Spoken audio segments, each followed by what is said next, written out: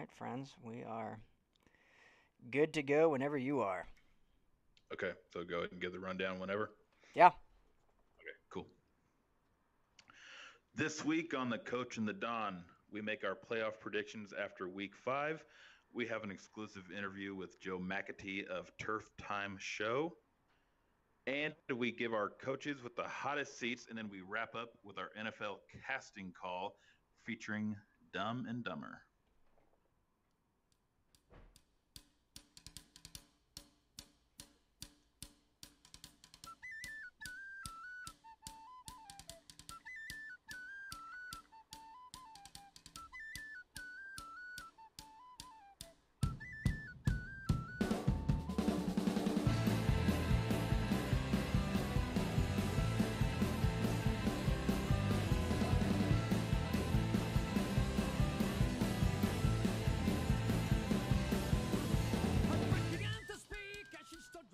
And welcome back to another episode of the Coach and the Don. Coach, how are you doing?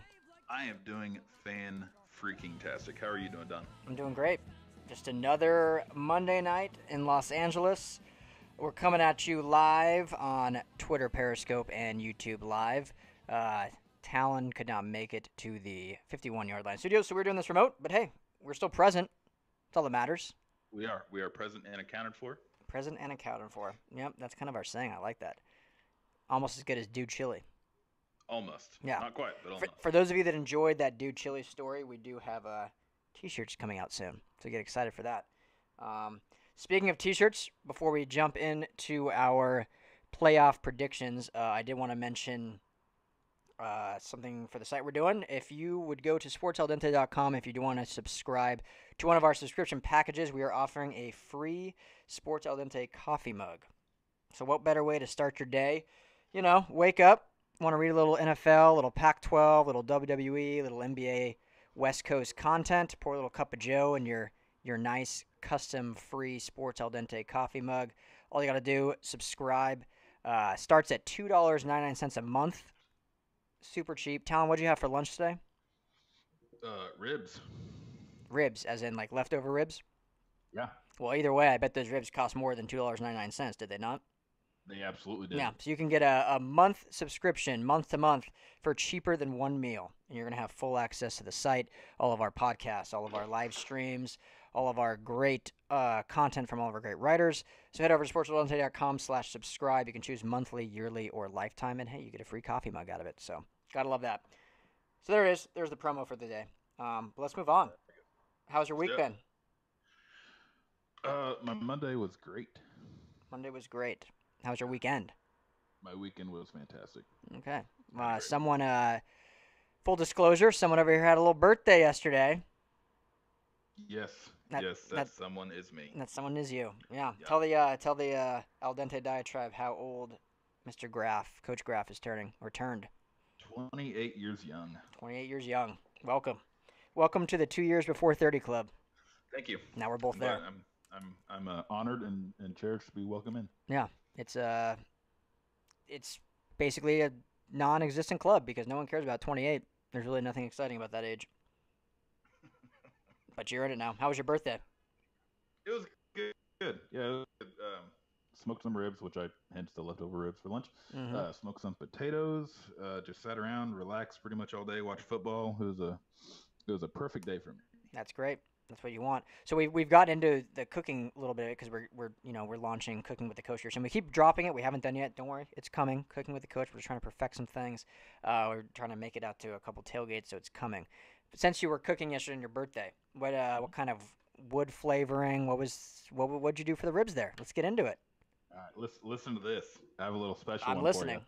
Special one. So yeah, so I was at the store doing all my shopping on Saturday, and I come across a something I've never seen before, and my dad has never seen it either. So I know that it must be pretty fresh and new. But Mhm. it's cherry flavored charcoal. Cherry flavored charcoal, not wood chips. Yes, Charcoal. not wood chips. Yes, charcoal. So I had to get a bag of that. So I got a bag of the cherry charcoal, and then I combined hickory wood chips with apple wood chips for the ribs and potatoes. So it was a masterpiece, if I do say so myself. Sounds like it. Sounds great. And the potatoes, was anything special either, or that was in there as well? No, yeah, they were all in the same thing. I mean, the ingredients for the potatoes were kind of basic. Just chunked them up: butter, maple syrup, brown sugar, jack, apple juice, and olive oil. There you go. Okay, great. Well, let's get into, shall we, our playoff We predictions. shall. We shall. Yeah, great day in the NFL yesterday, as always. Always a great day in the NFL. Um, any team can beat any team. We talk about it always being the greatest league just because there's so much parity within uh, the league itself, within the divisions, outside of the AFC East, and just game Sundays every single day, every single week. That is. Um, so yeah, we're gonna take it through 5 weeks, and we're gonna give our playoff predictions, which that a lot can change in those 5 weeks. I broke it down just west, north, south, and east. I don't know if you're down to follow that. Um, Yeah. we'll Yes, go I'm through down. each division. If we agree on a team, great. Then we'll move on. So NFC West, who you got winning the NFC West? I think I got who everybody has. Uh, the Arizona Cardinals. Oh yeah, yeah. Yeah, they're the shoe in. No, I want the LA Rams. They're the best team in arguably the NFL right now, and so they're clearly the best team in the West. They're not going to be touched in the Hmm. West. Yeah, I agree. Definitely the LA Rams out of the West. They just look. They got the number one total offense, number two passing offense, number eight rushing offense overall. Defense has shown a little. We talked about this more in an interview coming up, as we preluded to in the rundown with our interview with Joe over there at Turf Show Times. But defense has shown a little struggles over the last 2 weeks. I think they're going to get together. Wade Phillips is a great coach. They got a lot of talent outside of the ball. So I think we've seen the worst of the defense, barring any more injuries or, as Talon, you've kind of talked about their potential implosion throughout the season. But I don't think we'll see if that happens or not. But yeah, I think either way, whatever you want to call them, a Super Bowl shoe in or not, that's definitely a shoe in for the NFC West. With all the injuries in San Francisco, um, injuries in Seattle, and they're just porous offensive line, and Mm-hmm. Arizona just being what they are, I don't think there's anyone even remotely close that will contend with them. No, I mean Seattle played them close yesterday, but they're in the long run. Rams have that pretty much locked down, barring any like huge injuries or anything like that. But yeah, I mean, you look at their offense and how well it's gelling right now. I mean, Goff is playing like an MVP quarterback. You got Gurley, you know what he provides. He's got over 400 yards rushing. You got Cup, you got Cooks, and you got Woods, who all have over 400 yards receiving right now. I know a couple of those guys are banged up, but man, that offense is looking fairly impressive. And yeah, so far they're proving me wrong, but long season ahead of us. Yeah, But yeah, I still think they take the West. yep. We're only 5 weeks in. It's a long season, but all right. AFC West. I'll start. Your Chiefs, I think, have a stranglehold as the division champions. Um, Denver kind of exposed a little bit some of their weaknesses. I wouldn't say they made them by any means look like a weaker team. They just exposed a little bit of how you stop them, at least for 3 quarters. And then Mahomes showed the talent. Uh, Andy Reid showed his unbelievable play calling ability, and the defense stepped up when they had to. So that team to me is, barring any injuries, very, very, very unlikely to be challenged for the division crown. I think they'll still be challenged potentially in the playoffs or even challenged by divisional foes throughout the season. But to win the division, I don't think there's any question that they got the AFC West on lock. Oh yeah, totally agree. If they do drop a division game, I think it might be to LA late in the season. I doubt that happens. But yeah, Chiefs have definitely looked like the best team in the West, and Denver did play them a really good game, close game. It was a controversial game, but at the end of the day, the Chiefs walked away victorious. And um, yeah, Mahomes, he put his playmaking ability on full display against Denver. And then last week, our defense, or yesterday, our defense really came through in the clutch when our offense was struggling, which showed to me that that team as a whole is better than we may have thought. Yeah, absolutely. I think that was a huge statement game for them going Jacksonville went into Kansas City, but playing a team like that with all the chatter, all the talk, all the number one or very good offense against very good defense, then kind of a porous offense versus a porous defense, and the Chiefs defense showed up big in a big way. They looked very good, and the Chiefs offense did not slow down for a second. I don't know about you. As I've stated here many times on this podcast, I'm a Bronco fan, so therefore I hate the Chiefs. And yet I was almost rooting for them just because I'm sick of Jalen Ramsey and his talking. What say Yeah. you? Because going into the week, obviously this is your team. What say you with Ramsey and his? I have no problem with players saying how they feel. I love it. It's great. It's regardless of freedom of speech or any of that. I love when players invoke their right to just kind of just trash talk. That's sports. Mhm. That's what makes sports great. But I think the fact that the media is almost throwing these lob passes to Jalen Ramsey just so he can not even trash talk, just actually call good players bad, almost as a just to bring attention on himself. I don't know if that's his attempt. It almost seems like it to me from a third party bystander. What say you? Yeah, yeah. I I'm with you. I'm so sick of Ramsey in his mouth. And I'm like you. I don't have a problem with trash talking. I played football and you played football. We've watched football. We're football fans. It's almost a part of the game where people trash talk, try to get into each other's heads. But he takes it to a level of almost disrespect, and I'm not down with that. You don't disrespect someone on your own level. And for him to think Tyreek Hill is anywhere below his level, man, come on. You know, he couldn't hang one on one with Hill. He just couldn't. Nobody can in the league. So for him to go into the game like he did, just disrespecting Hill and not respecting the game that Hill can bring, man, just really exposed who Ramsey is. It's like you can trash talk and you can try to get a mental advantage over your opponent, but to just downright disrespect someone like that who's earned the respect that Hill has, man, it makes you look stupid because everybody in the league recognizes how good Hill is, but you're the one that doesn't. Yeah. Okay, okay, Yeah, well, it almost reminds me of someone else who just lost this weekend, Conor McGregor. Just kind of almost for show. Like I don't even think Jalen Ramsey believes some of the stuff he's saying. He just, keeps getting fed these, and he sees the attention he's getting for his comments on calling out every quarterback and saying this, and some of his things he says are to merit a little bit. I'm trying to think of one off the top of my head, but saying certain quarterbacks are overrated or have kind of are still based on their previous play in their career, and now they've fallen off. But a lot of it, I think, is just media hype. They're eating up him actually talking. Basically, people love hearing when athletes or celebrities or anyone trash talks another person, as sad as that is. I mean, that's why TMZ is a multi-million-dollar business. It's all about paparazzi and trash talking and finding someone at their weakest point. And I think they're more so just eating that up as opposed to him being a true top three corner in this league, which he is. But the fact that he's calling out these players for no reason, and then in reality on Sunday, Tyreek Hill made him look foolish. yeah, yeah. I mean, Jalen could not. Not one corner can hang one on one with him, and he's the same way. He had a safety help over the top.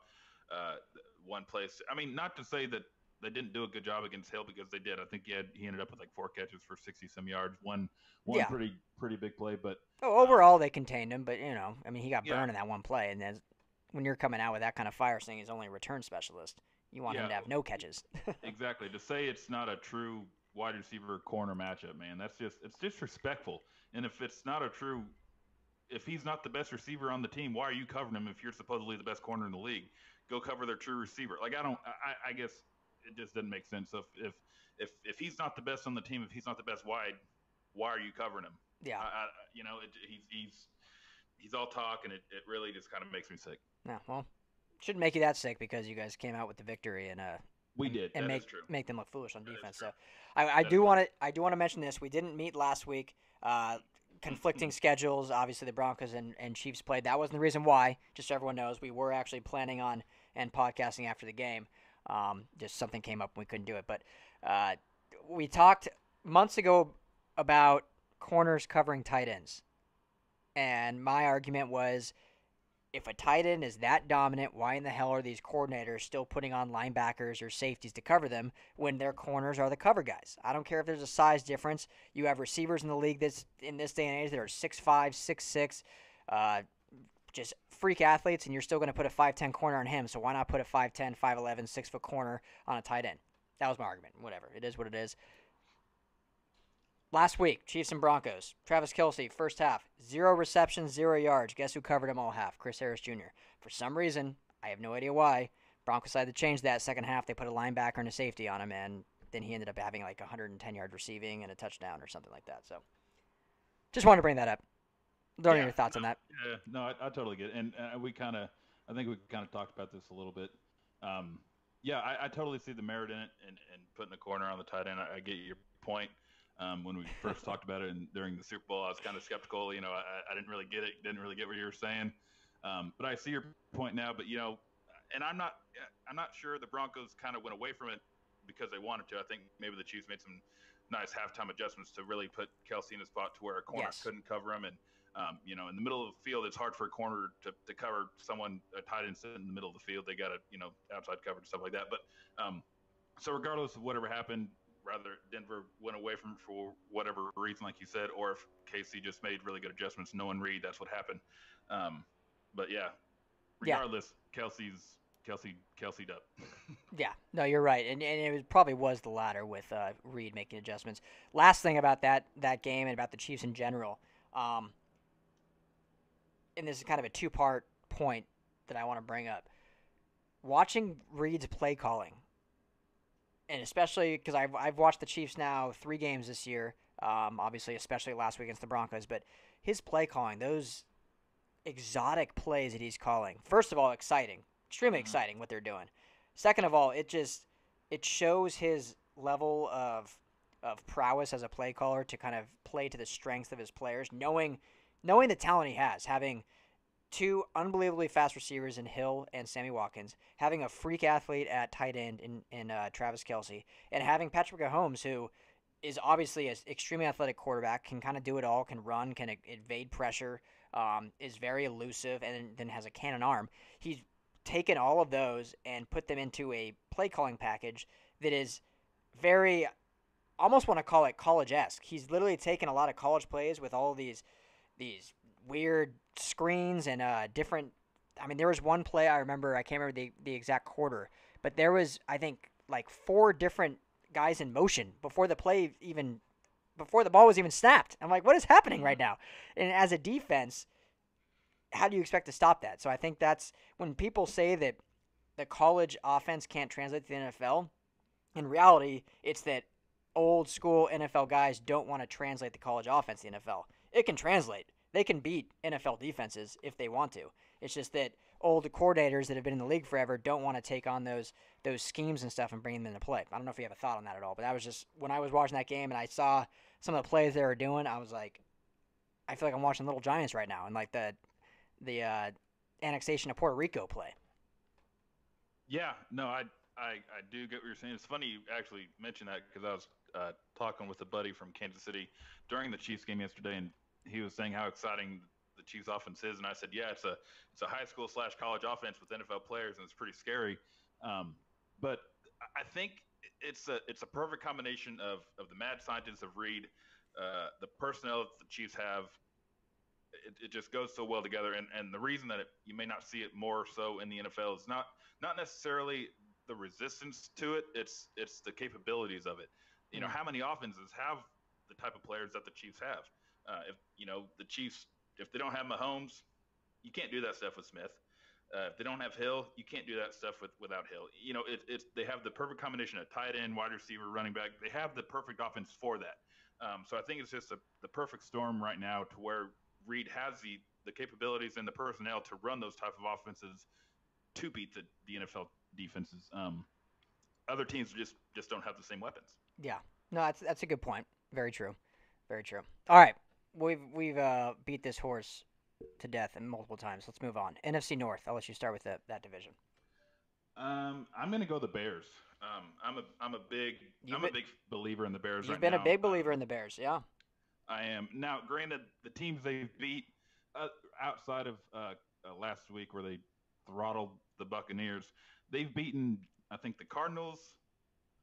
Whoever they beat, they're not playoff teams, and they've been fairly close games.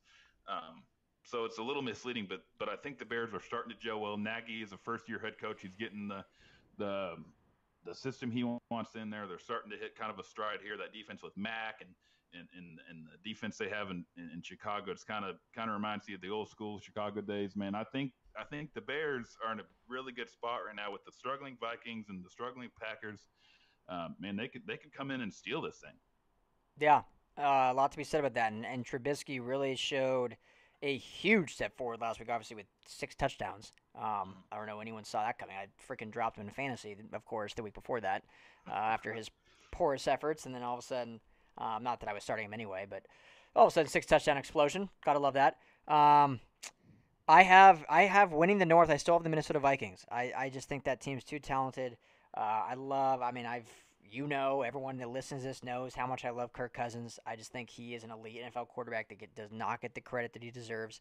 That offense is good. The defense, which was powerful last year and coming into this year was thought to be a top 5 defense, has definitely shown a lot of struggles. That's where their concern comes up. Obviously, the whole Everson Griffin thing happening with the mental health.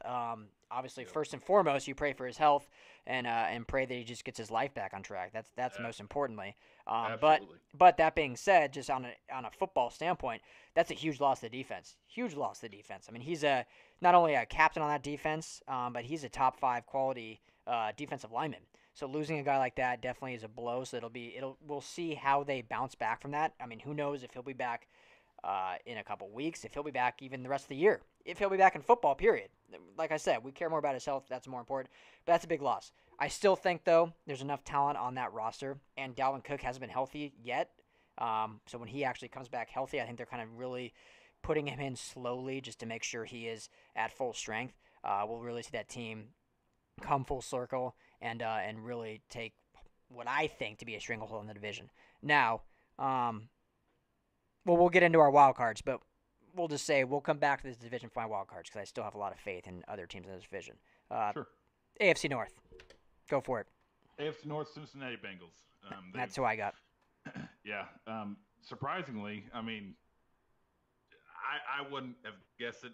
Honestly, going into this year, I kind of thought Cincinnati would have a top 5 pick in the 2019 draft, but I was wrong, man.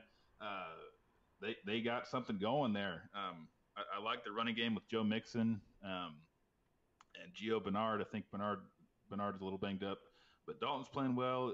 AJ Green is still one of the most consistent wide receivers in the league.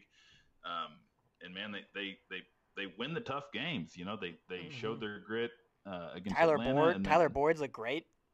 Tyler Boyd is come on strong as a second receiver.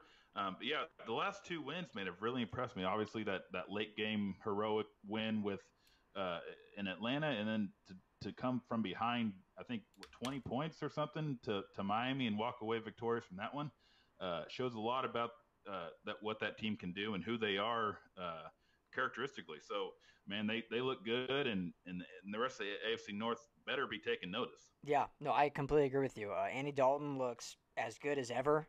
Just kind of poised. He's always been that kind of I don't know if you want to call him underrated, but quarterback doesn't get talked about a lot just because he has no playoff wins, but he's consistent year in and year out. You're not going to lose games because of him. Yeah, he's going to throw some interceptions here and there, but he's a very consistent, good, even keel quarterback. Can win you games, can make all the throws. I think what's been great about their running game is they've been banged up, both running backs. Joe Mixon was obviously the starter coming into the season. He got hurt, missed 2 games. Giovanni came in, didn't miss a single beat. All of a sudden, Giovanni went down right before Joe Mixon came back. Joe Mixon played last week. He looked great again. So the running game, the offensive line, after getting decimated 2 years ago, losing a lot of guys in free agency, the offensive line has looked a lot better. Obviously, they lose Eifert, which is a big loss, but the tight ends have if you're talking fantasy, you stay away from them because they're doing it by committee. But if you talk just play on the field, they've looked competent. The receivers, I mean, AJ Green, you mentioned it. Tyler Boyd's looked extremely good. John Ross. Think when John Ross actually plays like John Ross, the 9th overall pick in the 2016 or 2017 NFL draft. That's kind of scary to think he can blow the top off of teams. The defense has been competent. That's I mean, Marvin Lewis was expected to possibly be fired last year, and I think he came out and said, "This is the year. We're turning around." if you don't fire me, if you bring me back, this is the year we're winning the NFC North or AFC North, excuse me, and we're gonna make some noise in the playoffs. And it's 5 weeks in, a lot can happen, but through those 5 weeks, I like what I see at the Cincinnati Bengals. Yep, I agree, man. I agree. Yeah. So So I think we got some what? wild cards in that division too. We'll get to that later. Yeah, yeah, for sure. Moving on, NFC South. Want me to start? Yeah, go ahead. So I actually have the Carolina Panthers as my NFC South winners. That division is a loaded, talented division. Um, I wouldn't be shocked if anyone wins. I wouldn't be shocked if Tampa Bay wins it. I mean, through 3 weeks, everyone had Tampa Bay as a Super Bowl favorite all of a sudden with Ryan Fitzmagic, and then they lose 2 games, and now they're the bottom of the barrel. So that's what the NFL does. But Carolina's they've been a consistent team. Even last year, they were consistent. That defense is what they're predicated on. Their running game, whether it's McCaffrey, whether it's C.J. Anderson, whether it's Cam Newton, they're going to smash you in the mouth. They're going to run the ball. McCaffrey's being finally, I've been praying all of last season and this season to utilize him more. Everyone talks about how he can't be an every down back. BS. I don't believe so. Yeah. The guy's not tiny. The guy's 6 foot 220. He can handle the ball. So he's Mm-hmm. getting the carries. He's getting 17 to 25 carries finally. He's still catching the balls out of the backfield. He's their playmaker. Cam Newton's looked pretty good. The defense is good as ever. Luke Kuechly's healthy. DJ Moore has been a nice, not he's not been Calvin Ridley status rookie receiver, but he's been a nice asset on that offense. And guess what? Greg Olson's out.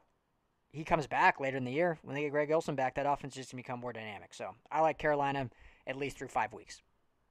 Yeah, I mean, it's hard to argue that Carolina has the good. Cam Newton's having a hell of a year so far. Like you said, they finally figured out how to use Christian, and he's looking like a solid running back, man. But I had the Saints, and tonight may have had a little something to do with that. Yeah, hard to Um, argue with that. yeah, I mean, Drew Brees, obviously, with the night he had, it's huge. Congratulations to him. Hats off.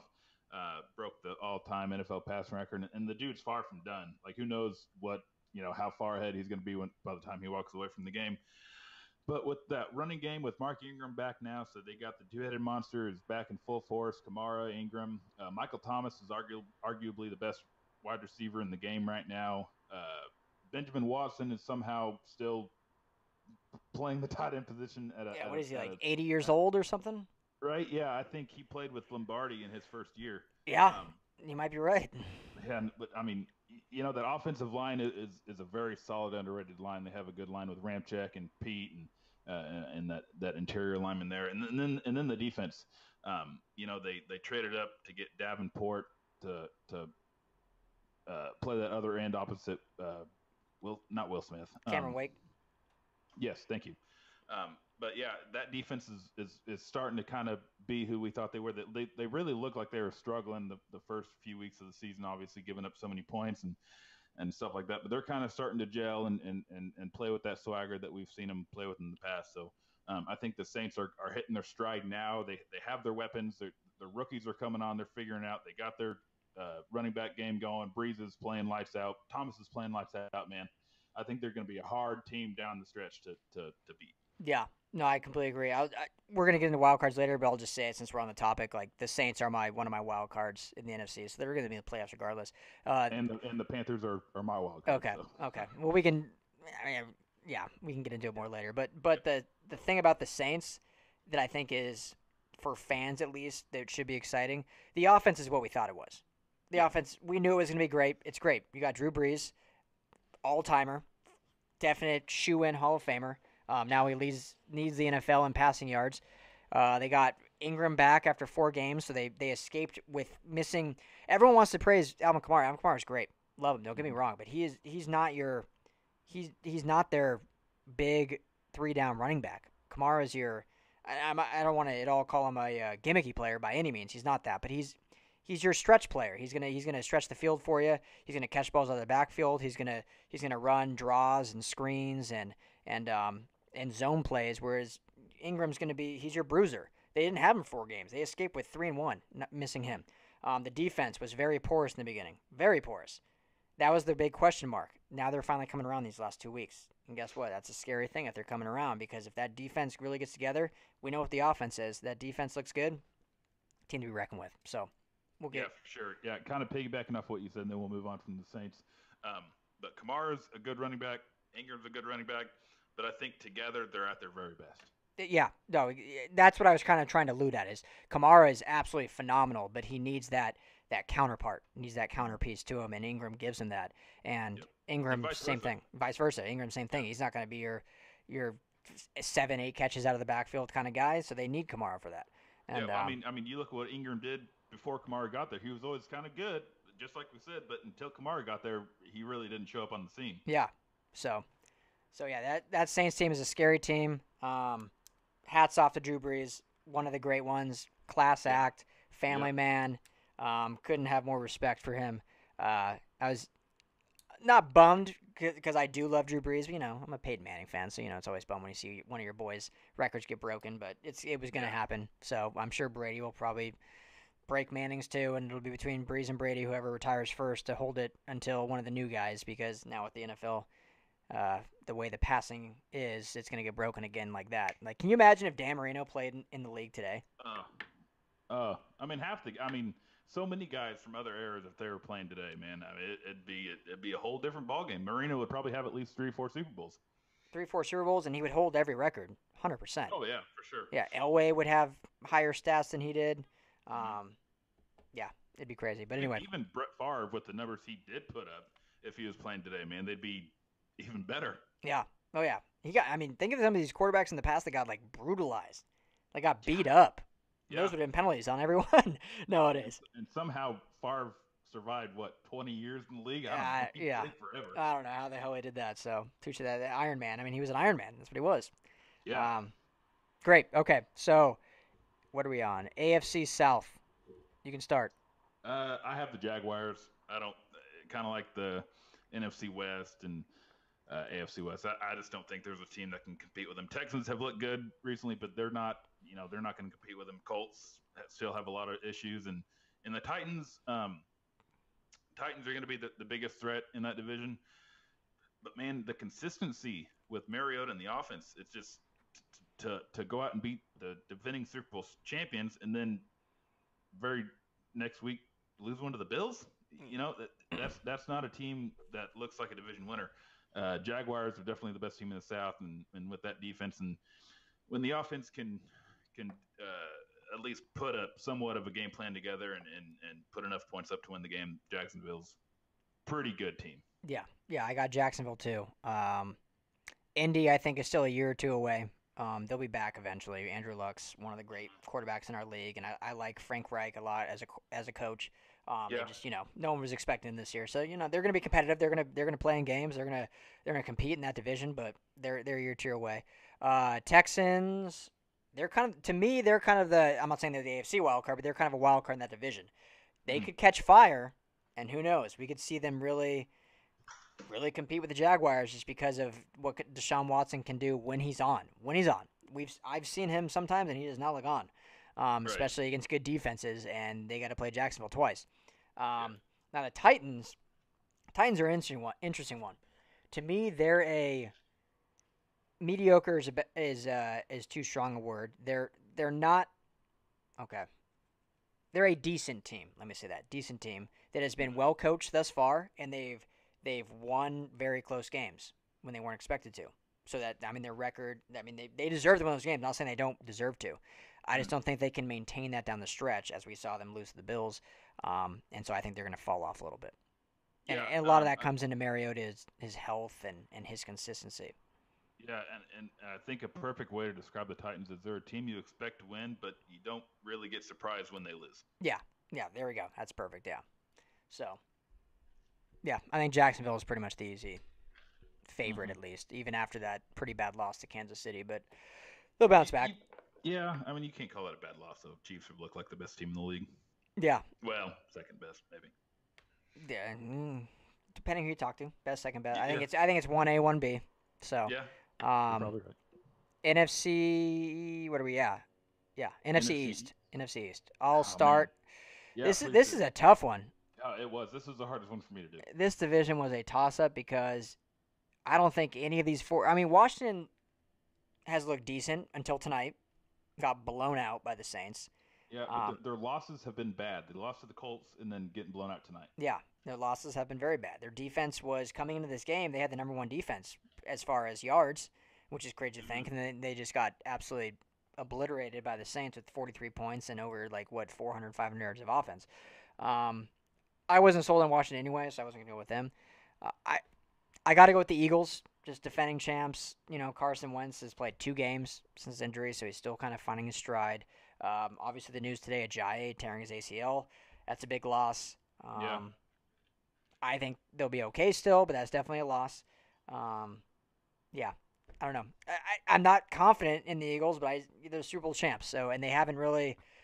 It's not like when the Broncos won the Super Bowl and Peyton Manning retired, so that's like that's a whole new effect. Like they have their star quarterback back, so I Mm-hmm. still got to at least down the stretch go with them. Yeah, I went with Philly too, simply because, like you said, Carson Wentz is a star quarterback. He was almost MVP last year.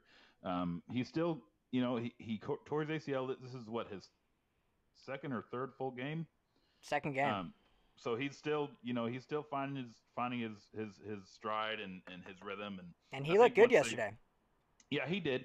And I think he'll just keep getting better and better. The more comfortable he feels with that knee, and um, you know, Eagles go as far as Carson goes. So,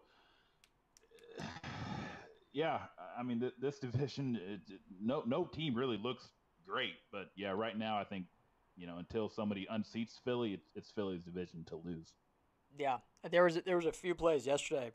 I don't know if you watched it or noticed it. Excuse me, um, where Carson was scrambling and ran and evaded pressure and kind of took off down the field, and all of a sudden was like throwing, like doing the high knees juke move. And Mm-mm. I'm not even a Philly fan, and my heart sank. And I'm sure Mm. all Philly fans were like, "Just get freaking down! What are you doing? Get down!" Like just seeing him.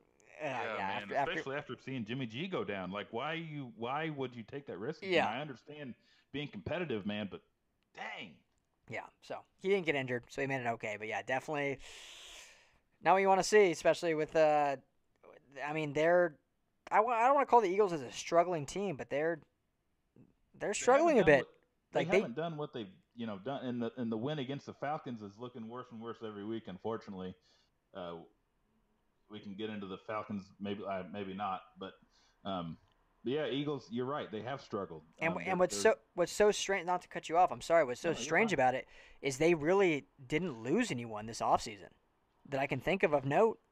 No, yeah, but they're just proving why it's so hard to repeat in the NFL, man. Yeah. I mean, it's not an easy thing to do. They brought back almost their entire roster. They got their star quarterback back, And they added Michael Bennett.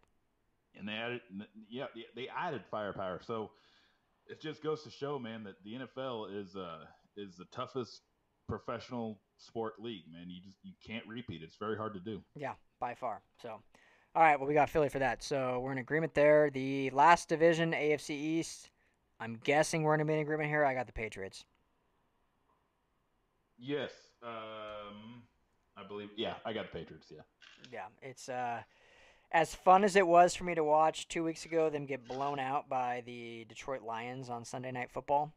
Um, that's just kind of anyone that knows the Patriots under the Bill Belichick and Tom Brady regime knows that they're gonna get it right. They're gonna be fine. Like they can Yeah. have a bad loss, and I'm sure there's gonna be some chewing ass in the locker room and upset coaches, and they'll turn it around. And Miami was probably more mad that the Patriots got blown to the Lions than anyone else because they know they had to face the Patriots the next week, and obviously we saw what happened to them, getting absolutely destroyed.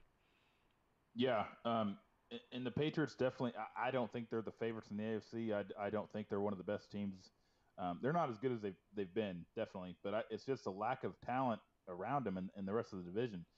Dolphins look good in the beginning, I guess you can kind of see.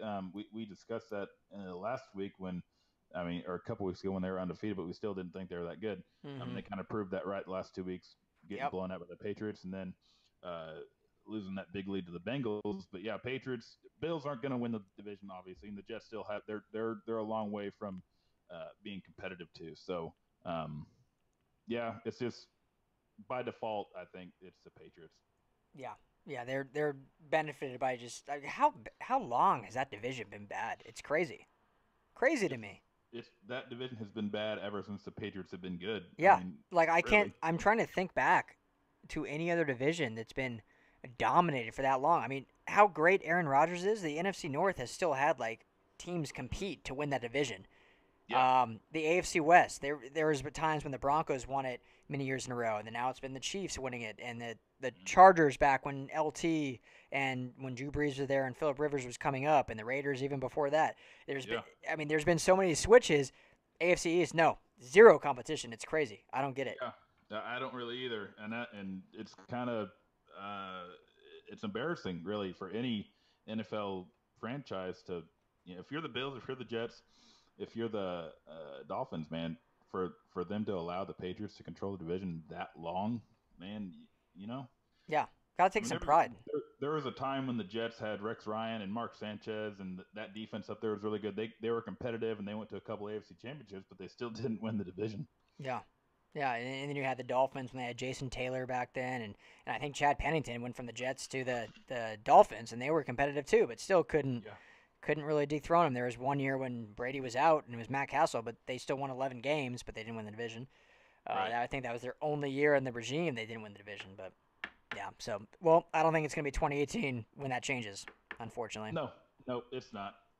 So, uh, before we move on to our wild cards, though, I do want to at least mention. So the Chiefs play the Patriots this week. What's your thoughts on that game? That's going to be They a do. good one. Is that Sunday night or Monday night? Sunday night. Sunday night. Yeah. I was more nervous for the Broncos and the Jaguars than I am the Patriots, to be honest with you. We've kind of had the Patriots number the last couple times we've played them outside of the playoffs. I remember a few years ago there was a Monday night game, I think, where we just handled them from beginning to end, and then last year the season opener, obviously we beat them. Mm-hmm. So I'm not worried. I know the Chiefs are going in as underdogs, which is unfathomable to me at That this point in the season. I don't that know is how the very Chiefs can be strange. Yeah, very strange. I don't know how I'm the taking Chiefs that can line be all day. If I'm betting, I'm taking that line all day. right. I mean, how do you how the only game I could see the Chiefs going into as underdogs realistically is the Rams here in a few weeks, but they're not the underdogs, man. The Chiefs are the best team in the AFC, bar none. Uh, Nobody else can touch them. They've proven that so far, 5 weeks in. But yeah, I'm not worried. I think the Chiefs are going to go in, do their thing. I think they have that swagger to them. They have that mentality of we're the team to beat, and they're going to go in there and prove that it's not the Patriots conference. Now it's the Chiefs, and it's the Chiefs' time. So they need to go in there with their heads on straight, and they need to show out. Yeah, I mean, I think the only thing that can really hurt the Chiefs, because I have them if they play how they're capable of, I have them winning big. But the fact that Justin Houston just popped up on the injury report, if he's unable to play, I mean, obviously the biggest thing I've talked about this all the time, like you beat Brady if you get to him. He looks like a schoolgirl playing foursquare out on the playground. If there's any pressure in his face, he's throwing that ball immediately in the dirt. And I don't know how he did. I don't know how he doesn't get more intentional grounding calls because of how he just immediately throws that ball in the dirt. But Man, you if you get would have any, told me I would have heard a Foursquare reference tonight, I wouldn't have believed you. But yeah, there it was. yeah. You kind of want to play now, don't you? Of course I do. That Yeah, was the greatest game on the on the blacktop. playground, That's other right. than other than dodgeball. Yeah, you got dodgeball and then you got foursquare on the blacktop. But that's what Brady looks like when he gets pressure in his face. So that's gonna be big for the Chiefs on defense. Um, I mean, the secondary, the way the Patriots scheme things, I'm not even worried about the secondary. It's more of like a how you're going to zone scheme things. To me, it's all about the pressure on Brady. If you get pressure on him, you'll be all right.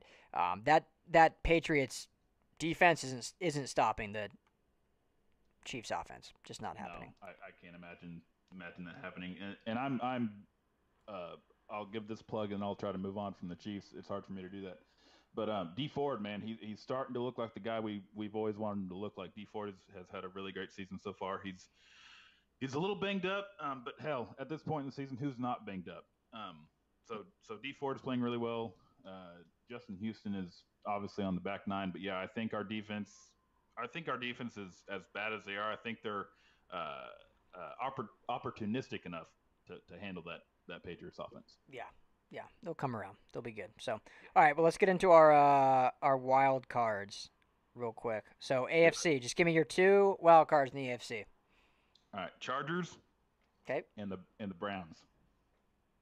God, I thought I was going to be unique. Those were mine, Chargers and Browns.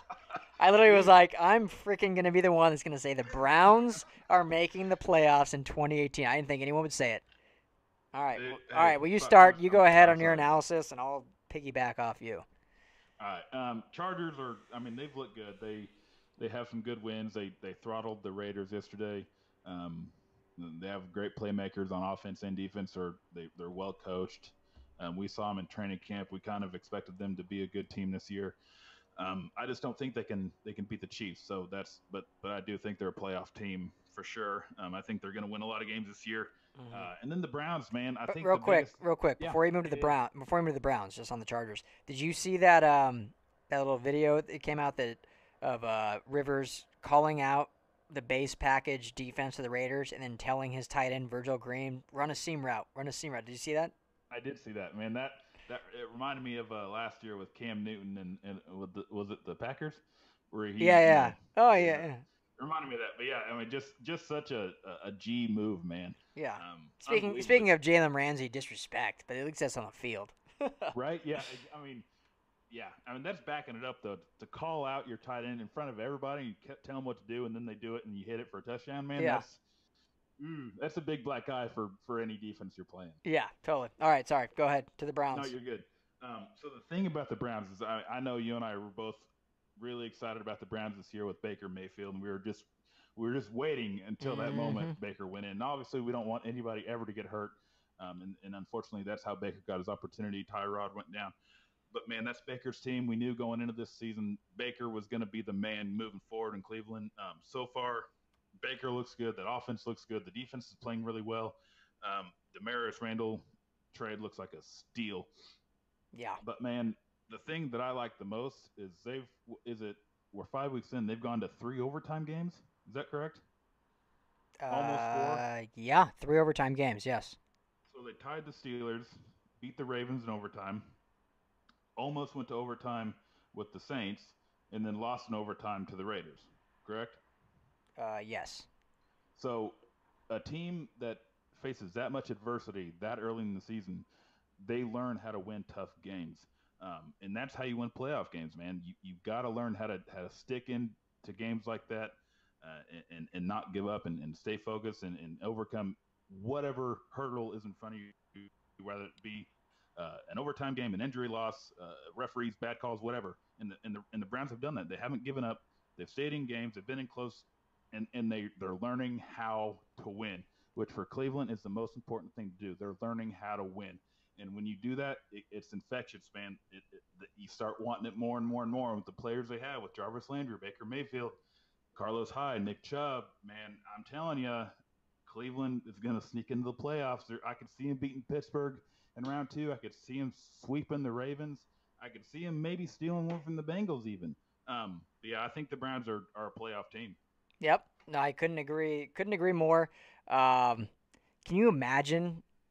Just think about this: if the Patriots had, or if the Browns had Gostkowski or Adam Vinatieri as their kicker, Whole different season. They might be 5-0. they could be 5-0. In all reality, If they they should had be if they 5-0. had a comparable kicker, and they didn't get that BS call against the Raiders late in the game, that turnover or whatever, they could be 5-0. How crazy is that? Easily. Yeah, but It is anyway, crazy, man. that's hearsay. You're hearing it first, maybe not first, but you're hearing it the loudest on sports on Sports El Dente, coaching them. The Cleveland Browns are back, and they're a good football team. Yeah, the Browns are back. The dog pound can get loud. Bark, bark. Sure. I think, to me, I love Baker. We've talked about it all the time. Where I feel like we're beating a dead horse. Me and you have talked about how Baker was our favorite quarterback coming into this season.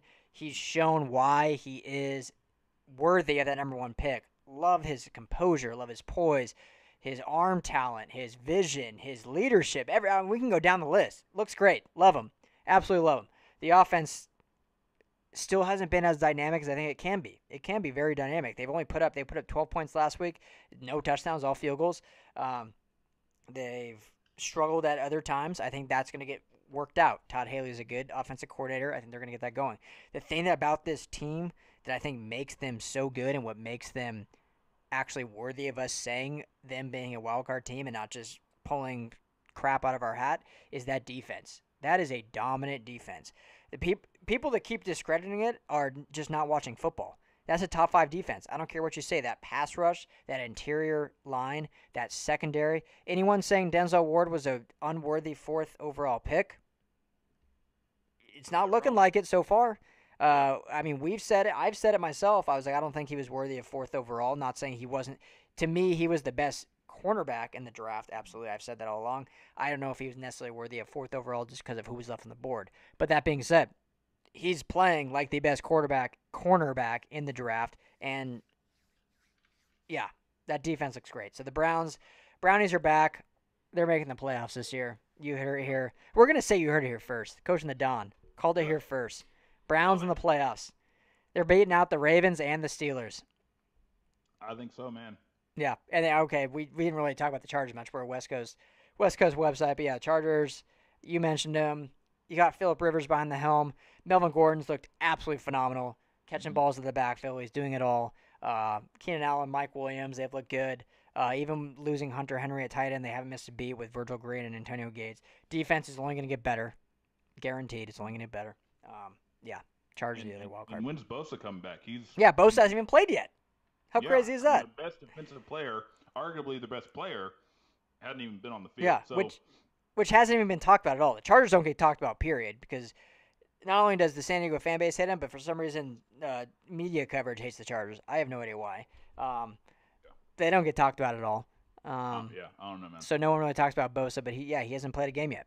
So when he gets back, that defense is going to get exponentially better because, I mean, as good as Melvin Ingram is on the pass rush, he needs his counterpart in Joey Bosa because that just makes him that much better. Mm-hmm. So there you have it. Okay, we're in agreement there. So Browns, Chargers, wild card. Love it. Love it. How awesome is that? Love it. Get here, January. Get here. Yeah. Okay, wild card in the NFC. Want me to start? You start with the AFC. Yeah, go ahead, man. Okay, well, New Orleans Saints already mentioned it. They're a lock for me. I think they're either win the division or they're wild card. I have them as a wild card, but they're making the playoffs. Love Drew Brees. Love that offense. Yeah, that team's making it. This is where I had struggles. It comes down to the NFC North, Bears and Packers. Between those two teams, I love the Bears defense. They have looked great. Bears offense looked good last week. They've been suspect other weeks. So for me, it comes down to Aaron Rodgers or the Bears. I still got to go with Aaron Rodgers, as crazy as that is. Because as a full top-to-bottom roster, that Bears roster is a better roster, especially with the injuries the Packers have had at the receiver position. But I still I'll take Aaron Rodgers all day, every day. So Packers are my wild card. It's close, though. And obviously, any more injuries, that can change. But I have Packers over the Bears. Okay, I can respect that. I mean, it's hard to bet against Rodgers, man. But as hard as it is, I did it. Yeah. Well, you had Bears win the division, so. I have the Bears winning the division, and then I have the Panthers in the wild card, and then the Vikings in the other. Okay. Fair enough. So, I mean, you said a lot about the Panthers earlier. You had them winning their division. They're a good team. Cam's playing arguably the best football he's played in a long time. Run CMC, man, he's looking like a legit every down back. The defense looks like they've finally figured it out after losing some playmakers. The signing of Eric Reed, they have a good safety in the back now. Obviously, Luke Kuechly, Thomas Davis, man, that linebacking core is one of the best in the league. I think they're a good enough team to make the playoffs. And then the Vikings, Kirk Cousins is playing MVP caliber football right now. It's just everybody around him is kind of letting him down. But that defense still has a lot of stuff to it, man. They have a great roster on their defense, and if they can figure out the running game, which is probably their biggest bugaboo right now, they'll be a scary team. I think they're too far behind to take the division. I think the Bears will still kind of have that stranglehold on it for the rest of the year. But yeah, I think they kind of sneak in from the back, and I think the Packers Vikings will. I think it'll come down to those two for that last NFC wildcard spot, with the Vikings taking it over. Yeah, that'll be fun to watch. But yeah, so we're basically in agreement minus But we agree the Bears, Vikings, Packers is all going to be pretty close, pretty exciting coming the end of the season. Yes. Excellent. Well, great. Well, for those live, we're going to move on. But for those who are listening to our recorded podcasts, which we'll be launching right now, we're going to go get into our interview with Joe McAtee, who is the managing editor for Turf Show Times. That is an affiliate of SB Nation covering the Los Angeles Rams. So, without further ado, let's get to that interview with Joe. But for those live listeners, we are moving past that because that will be on the podcast tomorrow. So, are we doing coaching hot seats next, or are we doing our Hollywood thing? Seats. Hot seats. Hot seats. Okay. Mhm. Well, I have an obvious hot seat, so I'm going to let you start. Who's your biggest coaching hot seat, not named the one I'm going to name? Okay. I'm going to go Dirk Cutter. For Cutter, okay. Yeah, they started off really good, but everybody kind of knew that was going to run out, man. Fitzmagic wasn't going to last the entire season. Didn't even last an entire game with Jameis Winston on the sideline. Yeah.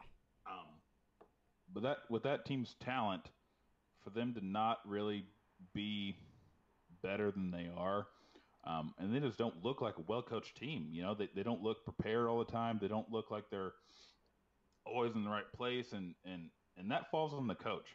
And I think, and when it's all said and done, I think the Buccaneers are gonna really regret letting Lovie Smith go in favor of Dirk Cutter, and I wouldn't be surprised if Dirk Cutter gets fired, an hour after the season ends. So you think he'll make it through the whole season, though? I think so. I don't really know who their assistants are. I would need to do a little research on that to see if they would have anybody that would be worthy to enter him for a little bit. But I think you write it out. See if maybe they can turn it around. But if they don't, you got to cut your losses with Cutter. Yeah. No pun intended.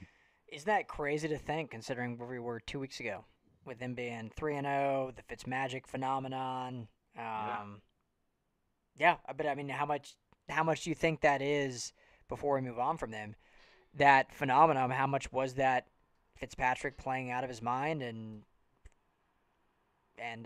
really playing above his ability, and how much do you think that was actually Dirk Cutter's coaching?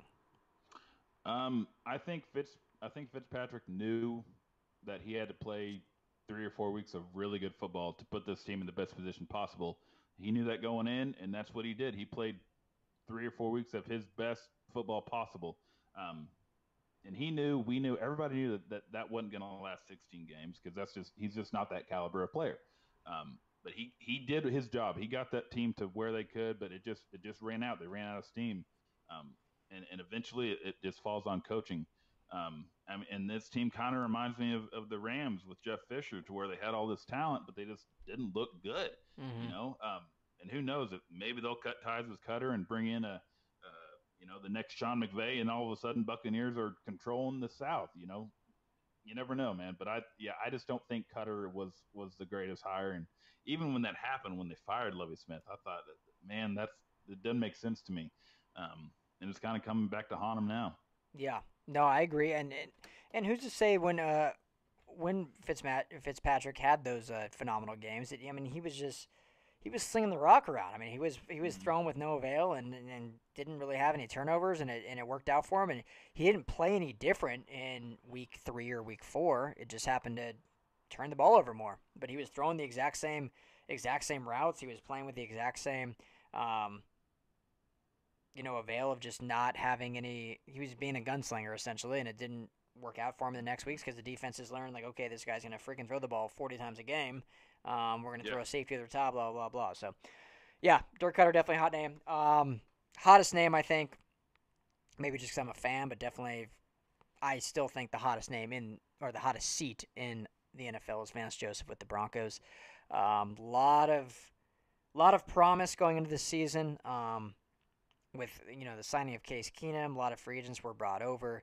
The great draft class they got, and starting 2-0, looking like maybe turned a new leaf, looking better, and then losing now 3 straight, and losing first game against Baltimore, there was it was in Baltimore, tough road test.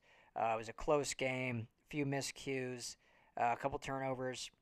Yeah, didn't love to see it. Game 2 against the Chiefs, 3.5 quarters, Broncos were going to win that game. Blew at the very end. So, do you blame Joseph for that? They lost in the end. That's maybe on coaching. Game 3 against the Jets. Wow. Wow. I mean, the Jets broke almost every single record that they could, breaking rushing records, breaking scoring records.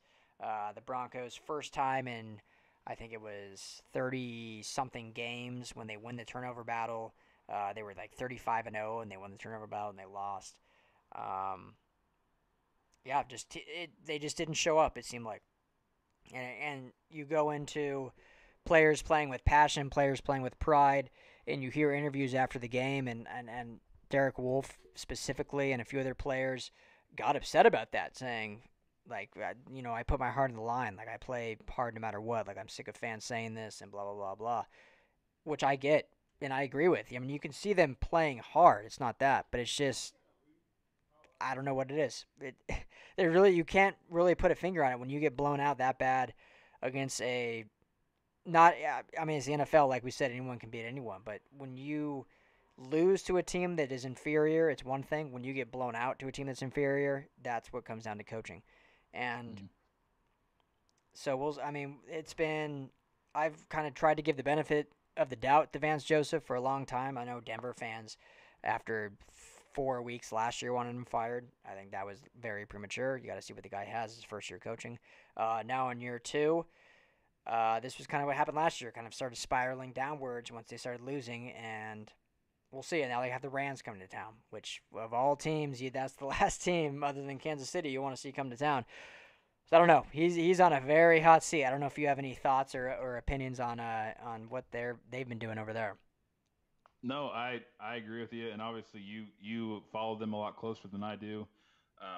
Yeah, Vance Joseph just doesn't have that vibe about him to where you kind of get feels with the guys that they have it or they don't. Yeah, last year they struggled. First year head coach, kind of like you said, given the benefit of the doubt. But year 2, man, to me, the biggest thing for coaching is it doesn't matter. Wins or losses don't really matter. I mean, they do, but the most important thing is improvement. You want to see improvement week in and week out. And then when you have a game like they did yesterday against the Jets, man, where's the improvement? It's if your team's not improving, you're not doing your job as a head coach. So, yeah, I agree with you. I think his seat's warming up really, really quick. Yeah, and it's just sometimes it's hard to watch, which is crazy to say. And you see it, and he's, I think, definitely a player's coach. The players all love him as a person, as a coach. But there's players coaches that can still instill that like fire and that accountability, if you will. And it seems like Sean Payton, Sean McVay, those are guys that I think are players coaches, but they still hold that authority. And it almost seems like, I'm not saying anything's happening bad in the locker room because I don't know. I don't think it is from what I've heard from the people I've talked to that do have access to there. There's no like uproar in the locker room by any means.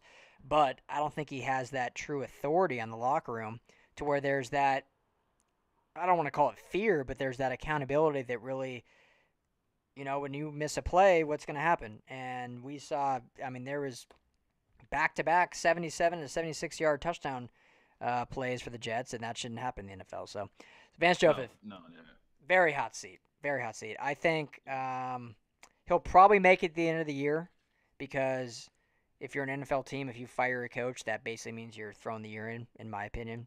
Because if you're gonna fire your head coach, you really think one of your assistants who already has all this work to do can now do double duty and lead you to the playoffs. I don't know the stats on this. I don't think that's ever happened. Maybe it has. So I think he probably makes it at the end of the year. Joe Woods, on the other hand, the defensive coordinator, I don't see him making it maybe another week. So, wow. Yeah. Okay.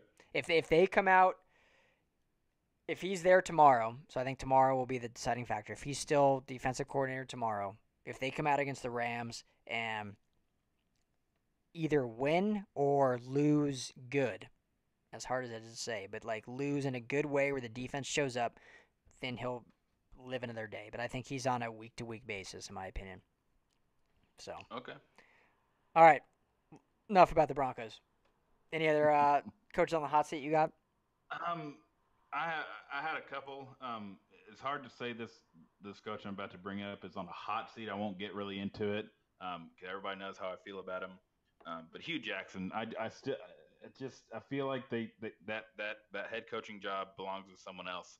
Man, that roster was talented last year, and to go over with a talented roster, to go winless in any professional sport is grounds for firing, regardless, just Mm-hmm. instant.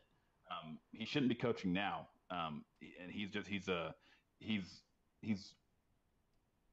gaining the fruitfulness of that roster and the playmakers they have. It's the playmakers. It's not the coaching that's winning those games. Um, so I still just don't think Hugh is the right guy for that job. Um, but if they make the playoffs, you can't really argue for a coach to be fired. It's happened before, so I wouldn't be surprised to see it happen again, especially in that situation. But Hugh, yeah, I think Hugh needs to move on, and I think the Browns really need to bring in a young face to lead that talented roster. And then I also have Pat Shermer, or yeah, Pat Shermer, first year head coach with the Giants. But man, again, so much talent really shouldn't be 1-4 right now, and especially in a very winnable NFC East. It's kind of inexcusable. Yeah, that was the only name I had was Pat Shermer. Um, Yeah.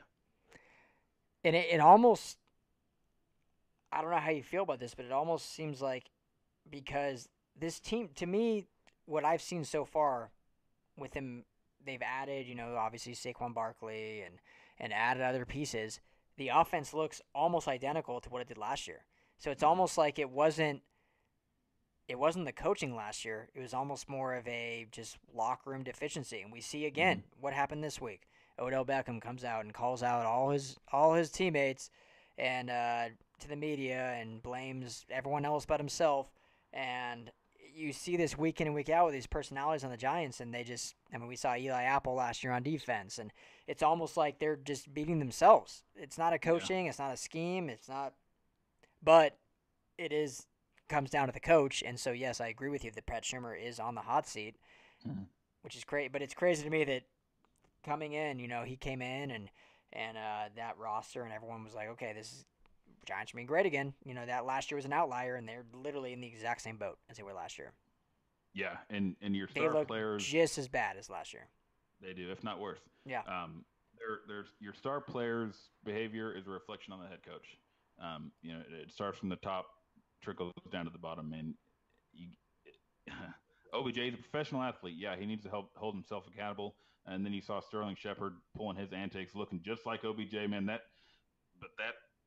needs to be nipped in the bud from the head coach. Man, if I'm Pat Shermer, day one, I'm not putting up with any of that nonsense. And Yeah. he to me, I don't see any authority from Shermer, and I don't know, man.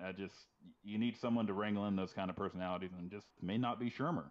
Yeah. Are we seeing is OBJ the modern Terrell Owens? He very well might be. That's not a bad comparison. Yeah, just all the talent in the world, but just kind of a cancer to your team. Yeah. Like I wouldn't be shocked. I mean, I know he just signed a contract, but I wouldn't be shocked if he ends up playing for 3, 4, 5 teams in his career just because he can knock it along with people. Yeah, yeah, and it's kind of a shame, really. Because he is a great receiver. He could be the best in the league, but did he just scored his first touchdown last week, right? Yeah. Yeah. His And first touchdown was a passing touchdown, and then he got it, yeah, and that's then right. he got Yeah, a receiving one as well. But yeah. yeah, and man, and he loves to talk to the media, man. He loves to bring them in on what's going on, and in sports, man, you don't do that. You don't do that. You keep things, in the inner circle, and you deal with things in house. And for him to kind of, I mean, he didn't outright say it, but for him to kind of attack Eli Manning the way he did, man, you don't do that. As bad as Eli's playing, your star receiver doesn't need to be sharing that with the media. Everybody knows it.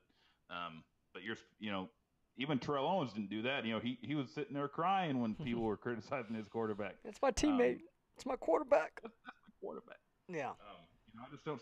So OBJ may even be worse than Terrell, man.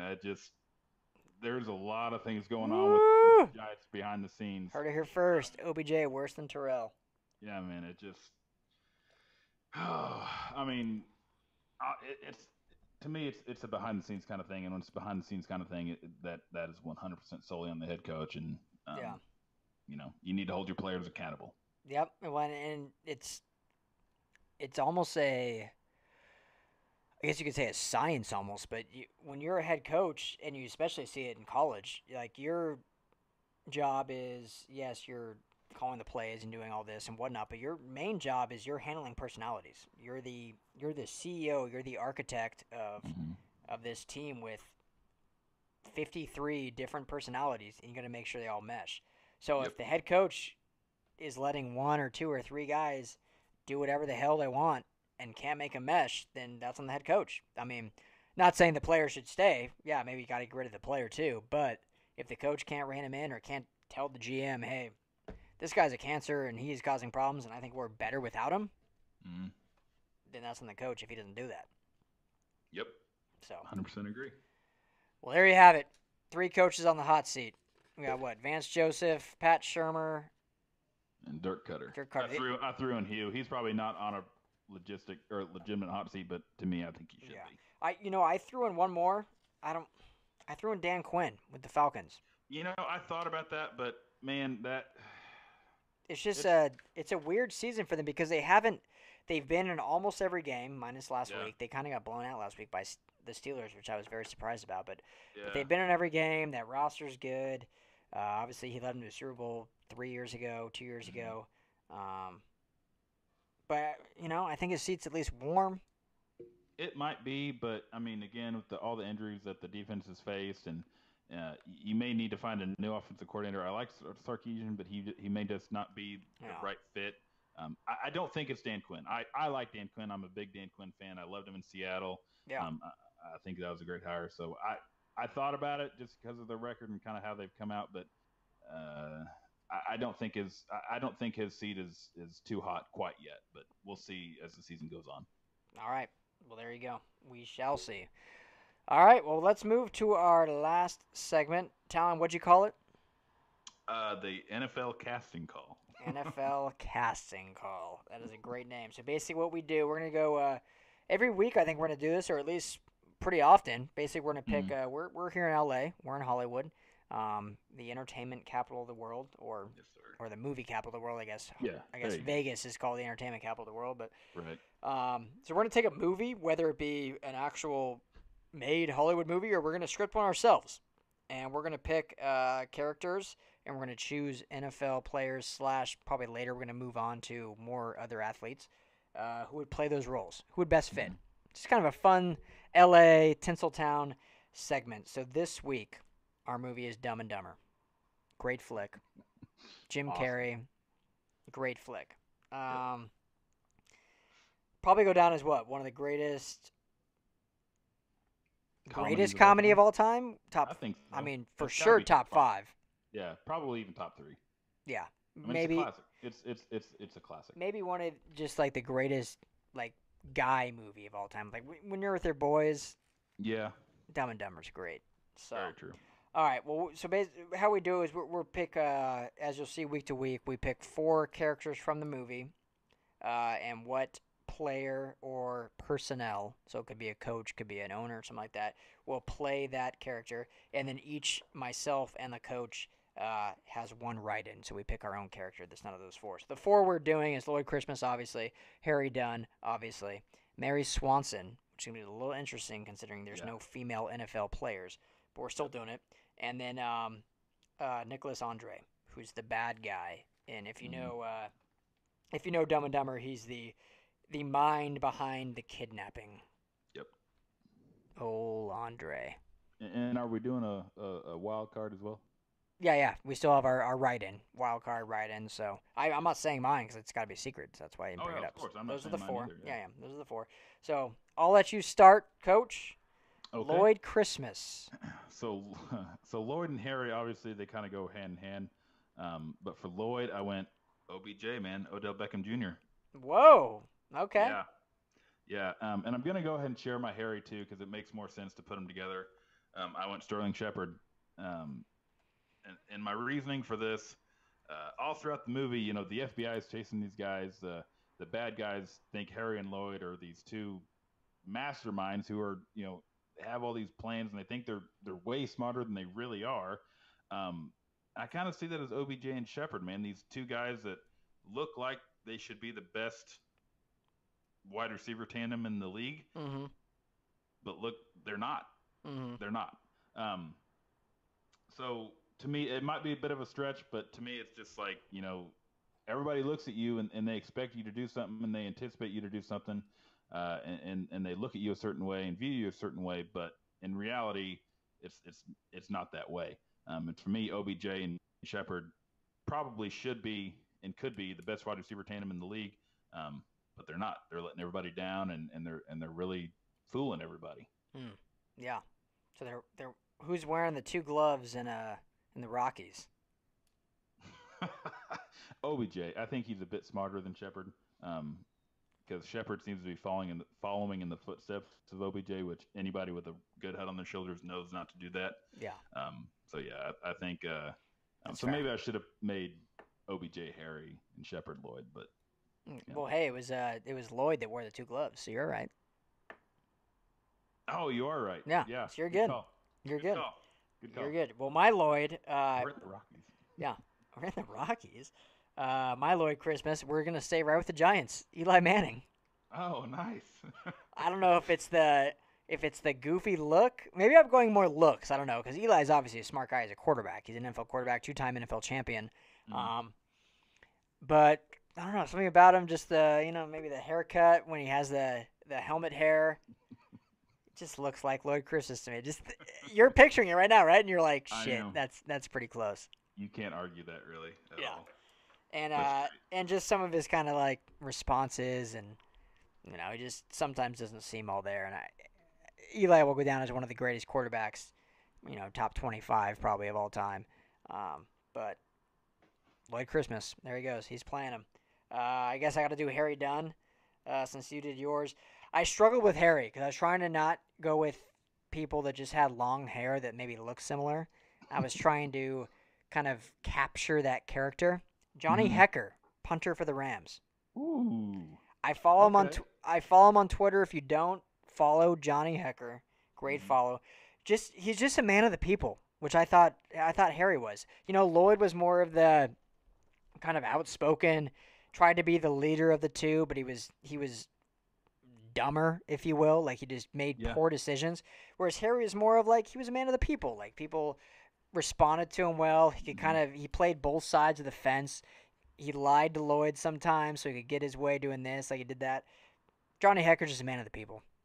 Maybe it's just because he's a punter. I don't know, but he's a man of the people. I like that. I could dig that. Yeah. So I don't know if that reasoning makes sense whatsoever, but that's my reasoning. That's his reasoning, and he's sticking to it. I like it. I have no qualms about that at all. Yeah, Johnny Hecker, give me a shout if you're offended at all by being compared to Harry Dunn. Mary Swanson, this should be fun. This should be. Again, this is probably a bit of a stretch, but I went Le'Veon Bell. Okay. And why is that? Let's hear it. Because he's the one that everybody seems to chase. Harry and mainly Lloyd in the movie really want Mary. They think they can get Mary, but in reality, you can't. She's committed to somebody else. I see Bell the same way. Everybody thinks they can get Bell, including the Steelers. Everybody thinks that Bell's going to commit to them, but really Le'Veon Bell is ungettable in my eyes. I think he's kind of just out to do what's best for him, which if that's what he thinks is best, and all to him. But yeah, I kind of see him as the chase. But once you get it, you kind of realize, it wasn't really worth that chase. Yeah, I like the approach you took there. More of a metaphor on the character. So I like that, and I see it. I took a more literal approach. I went Tom Brady. Okay, yeah. To me, he's the female of the league. Not because of his like play, but just because He gets Yeah. every call. If you breathe on him, he gets a penalty. He's Mhm. going to throw temper tantrums often. He's going to throw things. He's going to scream on the side of the bench. You're gonna see him scowling and cussing and doing all this kind of thing. So, to me, that was the most fit to play a female role. I don't know if that's Yeah, offensive or not. I hope I not. got you. No, that's fine. I like it. Yeah. So, Tom Brady, Mary Swanson, and he's good looking. He's got He nice bone structure.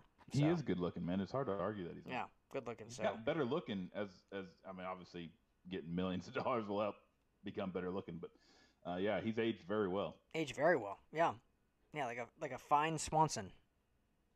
I see what you did there. Yeah, looking good. So, Nicely done. Nicholas Andre, All right, man. the arch nemesis of the film.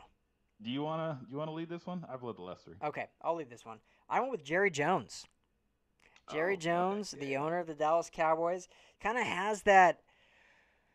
If you're not a Cowboys fan, you almost just dislike him. He has that kind of like powerful demeanor, kind of like Nicholas does in the film, where he plays that.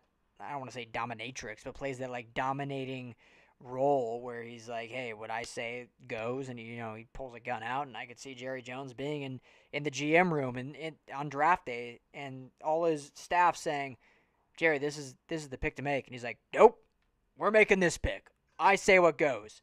Send me a $2.5 million." Like blah blah blah blah. Like he's the one making the decisions. He doesn't care what anyone else says.